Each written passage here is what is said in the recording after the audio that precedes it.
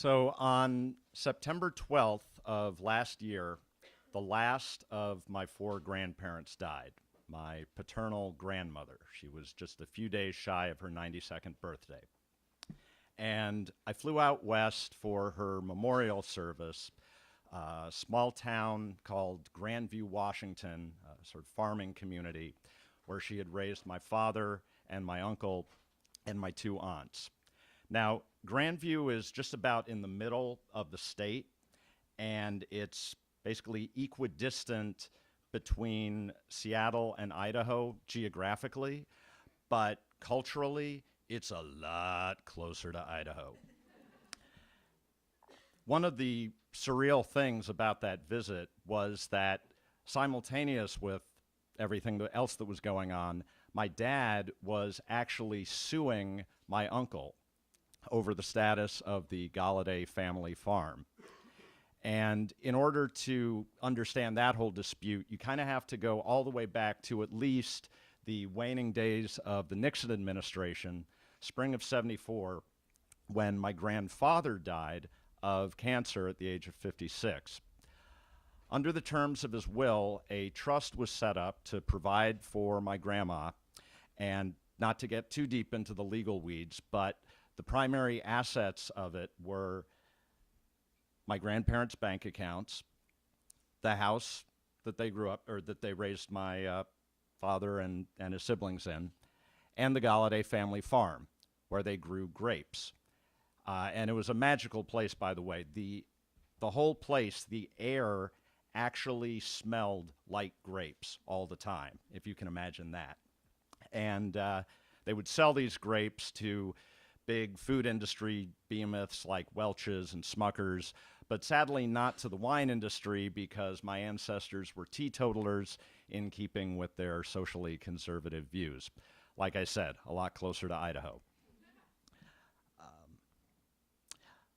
Under the terms of the will, my grandmother's trust had three trustees: my grandma, my dad, and my uncle.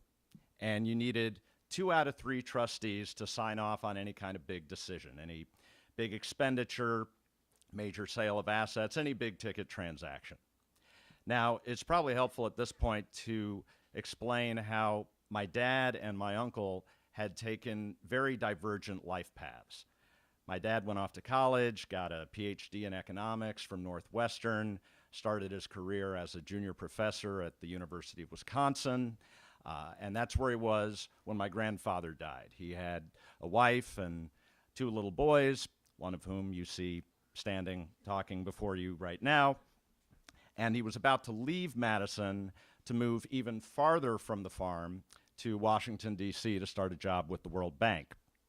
My uncle, on the other hand, had stayed in town, married a local girl, started helping my grandpa out with the farm, and when my grandpa died, he basically took over the whole operation.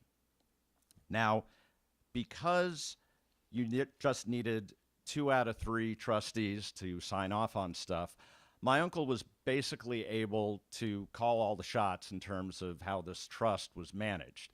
He would make his decisions, and my grandma would sign off on it, and that would be that, because he was in town running the farm, and 2 out of 3 trustees. There you have it.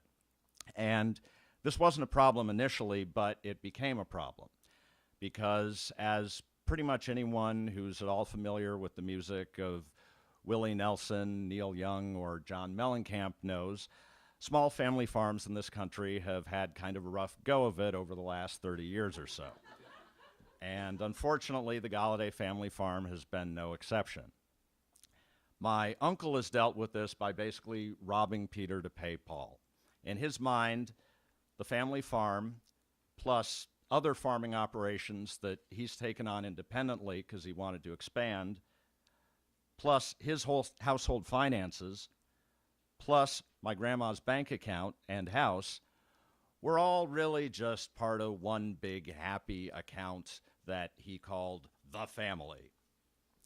And as long as my grandma signed off on it, it was basically legit. 2 out of 3 trustees. And so over the years, my dad watched helplessly as my grandma's resources basically dwindled down to nothing. And I watched helplessly, seeing the toll that this took on my dad. Things kind of bottomed out right around the turn of the millennium when my uncle convinced my grandma to sign over all the remaining cash in the trust in order to make some changes on the farm. And the changes turned out to be a bad bet, but they're worth a little footnote because the whole story is sort of, well, it would be funny if it weren't so depressing. So basically, the farm had been growing a lot of Concord grapes.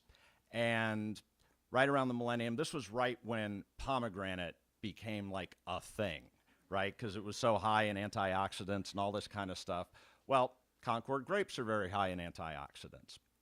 And a lot of farmers in the area had gotten this idea that they were going to start planting Niagara grapes, which are like Concord grapes, except they're white instead of purple, which means that if, God forbid, you spill the juice on your clothes, it's not going to be indelibly stained and irreparably damaged.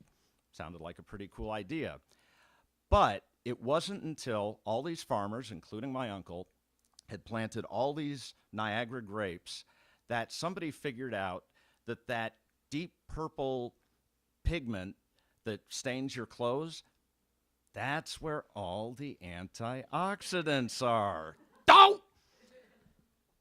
It's kind of like Jack and the Beanstalk if that story had just ended at the point where his mom yells at him for trading the cow for the beans. I'm embarrassed to admit that the last time I saw my grandma alive was almost 5 years before she died. It was when she came out to D.C. for my sister's wedding. And she'd been living independently up to that point, even though she was well into her 80s. She even had her driver's license, and she was damn proud of that. That is a huge status symbol at that age, as you can well imagine. But it was during that visit that it became apparent that she really couldn't continue to live independently.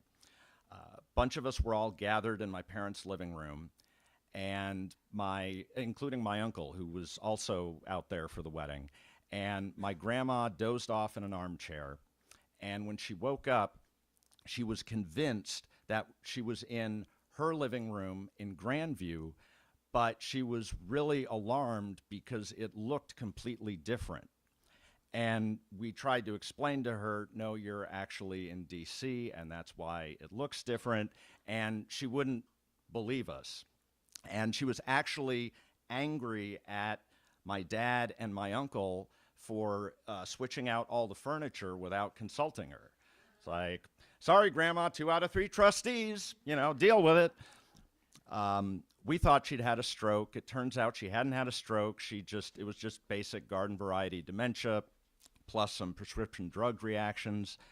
But clearly she needed assisted living. But what wasn't clear was how we were going to pay for that. Because at that point, there was no cash left in the trust. And it's not like my uncle had any money. And my aunts didn't really either. My dad is not rich, but he was richer than my siblings, so he stepped up and he paid for all of my grandma's assisted living for the last 5 years of her life. Where things completely hit the fan and broke apart between my dad and my uncle was about a year before my grandma passed away, when my uncle tried to buy the original family farm from the trust at what was basically a bargain basement fire sale price. And for once, my dad's approval or disapproval actually counted for something, because my uncle was cool with it because it was his idea and it was a sweetheart deal for him. My grandma was cool with it because at that point she didn't know what planet she was on. But the title company wouldn't finalize the sale because they wanted my dad's approval because the whole thing smelled fishy to them.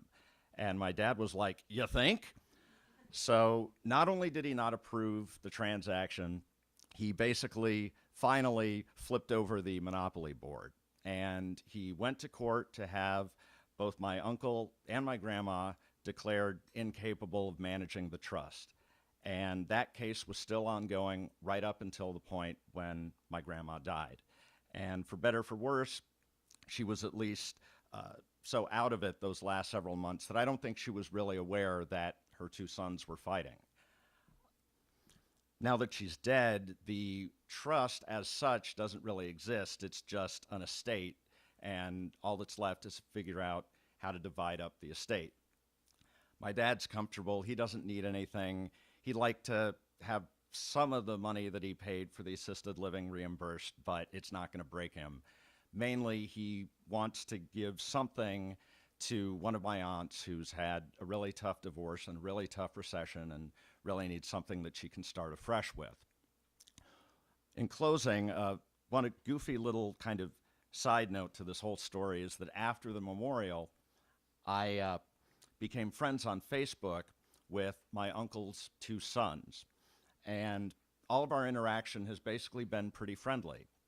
And to their great credit, they've never started any kind of proxy war over the whole trust and estate dispute. And this is all despite the fact that I have actually had some somewhat contentious exchanges with them regarding the birthplace and religious affiliation of the President of the United States. But that's a whole nother story. And so myself and my cousins are still on speaking terms and may be into the future, but my dad and my uncle may not be.